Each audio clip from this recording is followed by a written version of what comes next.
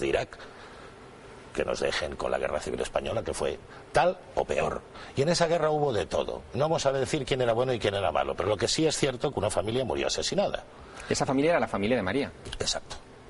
María siempre vivió con ello y siempre lo tuvo. Y yo me imagino a María, imagínate, y con mucho respeto desde el otro lado, ¿verdad?, pelando patatas en la cocina y pensando en su hermana asesinada, en los hijos, todos menos uno, una, la única superviviente que se salvó de ese asesinato. ¿Quién era esa superviviente? Isabel Chamorro. Isabel Chamorro, que llegó a ser, Iker, incluso alcaldesa de Belmez. Y que le tocó defender en un juicio que se hizo en Málaga en el año 74, cuando era alcaldesa, a las caras de Belmez, que por cierto ella las veía casi diariamente y nunca notó una conexión, pero había algo extraño en esas miradas, y la sorpresa que tenía preparada el destino para ella fue muy fuerte, porque tenía que ver con las caras ella también. Este es el momento quizá más intenso de esta investigación. Tú vas a buscar a esa superviviente que está en Belmez, Isabel Chamorro. Tenemos incluso una imagen de ella. Exacto, ese es el famoso cuadro. Que sostiene un cuadro con los familiares muertos. Pero fíjate que no te pierdas un cuadro. Arriba había el antiguo jefe del Estado.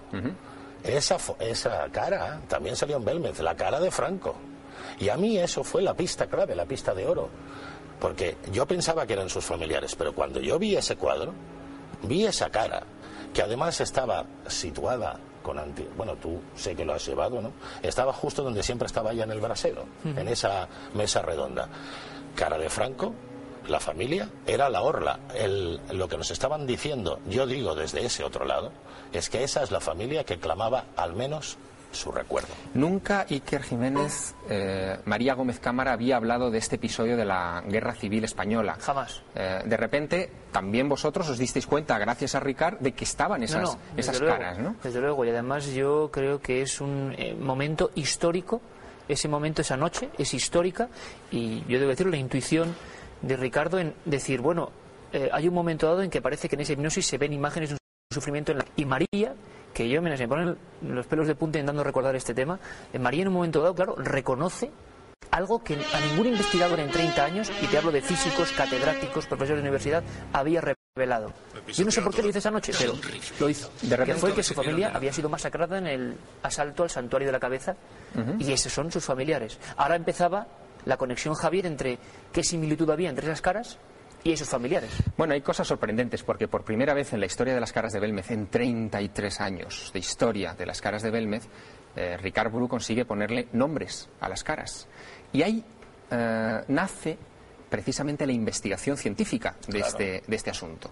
Y algunas de los resultados de esa investigación científica son los que quiero mostrarles y que nuestros invitados los comenten. Esa es la pava. Exacto. La cara famosa por excelencia, que se comparó con la cara de uno de los familiares de María. ¿Con cuál, Iker? Miguel Chamorro. Miguel Chamorro. Permíteme que en un minuto, por favor, Javier, a los oyentes y a los televidentes les va a sorprender. ¿Veis que esa cara tiene una especie de lengua o de vómito, la cara original que hemos visto antes y que está casi superpuesta a la del Guardia Civil? Bueno, esto no era una información válida, simplemente esa cara, la pava, llevaba 30 años colocada ahí detrás de un cristal, pero con el tiempo se había visto que le salía algo. ¿Cómo nos quedamos cuando empezamos la investigación de archivos de la Guerra Civil y vemos que Miguel Chamorro, que sabíamos que había muerto con su familia, la familia de María, no había muerto con disparos, no había muerto fusilado, había muerto envenenado? Antes que su familia, Miguel Chamorro se equivoca, come unas bayas que no son, que son cicuta, y el parte médico que recuperamos dice que muere en la noche del 2 de febrero vomitando sangre, como si fuera, vamos, una provocación del propio veneno. Y entonces la propia familia, la propia María, es consciente de que esa cara que tiene en su casa hace 30 años está dando una información, sea lo que sean las caras, que yo no lo sé, solo sé que no hay fraude de momento.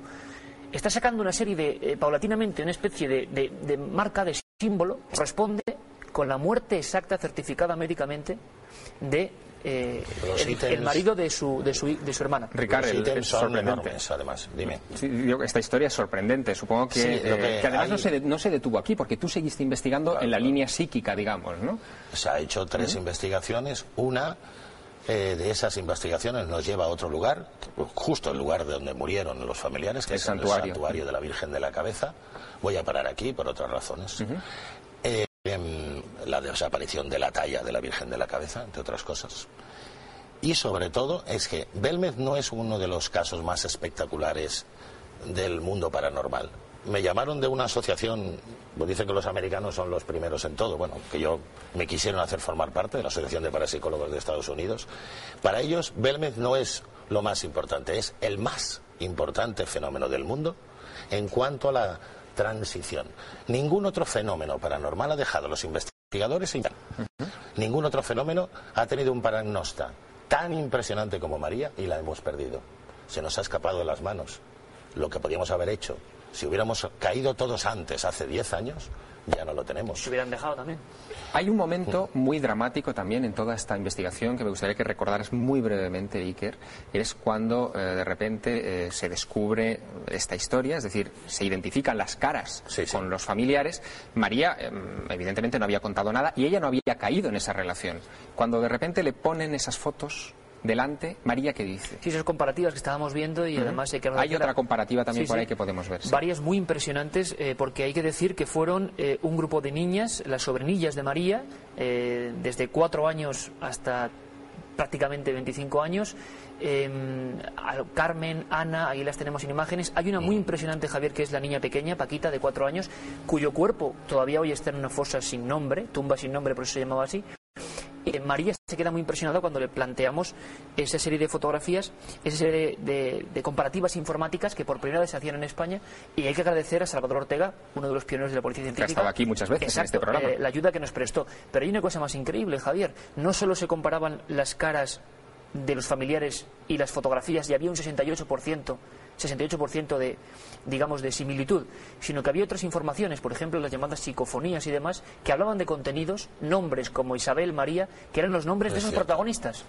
De tantos años de investigación, además. Sí. Carmen Porter, María se nos fue el 3 de febrero de este año, del 2004. Me gustaría también que nos situaras en lo que está ocurriendo ahora en Belmez, porque la casa, desgraciada o afortunadamente, no sabemos, se ha puesto en venta. La casa está en venta, ha salido publicada hace unas semanas en los periódicos que esa casa de Belmez se vende. Al parecer los hijos, ya no vive nadie allí, los hijos están un poco hartos de que se les moleste la gente que va a visitar esa casa, de que les moleste continuamente, y se quiere hacer algo. Esperemos que la compre alguien para hacer un museo, para hacer un centro, para que este fenómeno no se pierda, Javier. Hablábamos antes de psicofonías en Belmez y hay una última pregunta de Laura Bernal que nos decía: os sigo desde el primer programa y quería preguntaros si es cierto que Germán de Argumosa sacó unas psicofonías terroríficas en la Casa de las Caras. También quería saber qué opina el profesor de las últimas investigaciones.